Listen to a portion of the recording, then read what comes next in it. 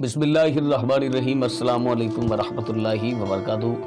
دوستان محترم، آج ہم آپ کو شکر کرنے کا وہ طریقہ بتائیں گے کہ جو رسول اللہ صلی اللہ علیہ وسلم نے صحابہ اکرام رضوان اللہ علیہ مجمعین کو بتایا۔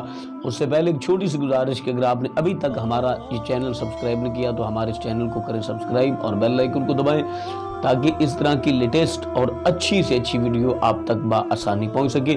ہم بہت مشکل سے بہت محنت کر کے آپ کے لیے اچھی سے اچھی ویڈیو لانے کی کوشش کرتے ہیں۔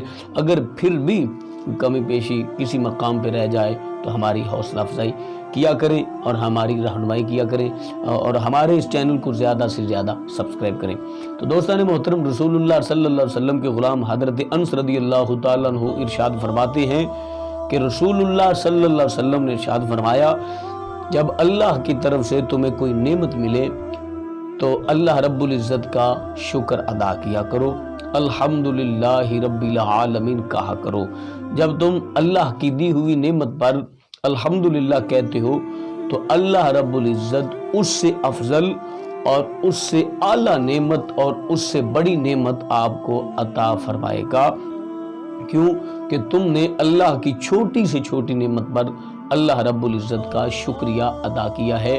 جب ہم بظاہر عام طور پہ کسی انسان سے کوئی چیز حاصل کرتے ہیں یا کوئی چیز ہمیں دیتا ہے، عنایت کرتا ہے، تو ہم جب اس کا شکریہ ادا کرتے ہیں تو وہ خوش اور راضی ہوتا ہے۔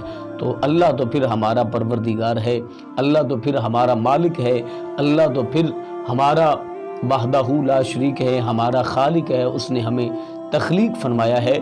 جب وہ ہمیں کوئی نعمت عطا فرماتا ہے، جب وہ ہم پہ فضل کرتا ہے، جب وہ ہم پہ کرم کرتا ہے، احسان عظیم فرماتا ہے، تو جب ہم اس اللہ رب العزت کا شکریہ ادا کریں گے، اس کی تعریف و تصنیف کریں گے، اس کی پاکی بیان کریں گے، تو وہ میرا مالک ہمیں اس سے افضل عطا فرمائے گا، اس سے اعلیٰ عطا فرمائے گا۔ تو ہمیں امید ہے کہ آج کی ہماری ویڈیو آپ کو اچھی لگی ہوگی۔ اگر اچھی لگی ہے تو ہمارے چینل کو سبسکرائب کریں اور بیل آئیکن کو دبائیں۔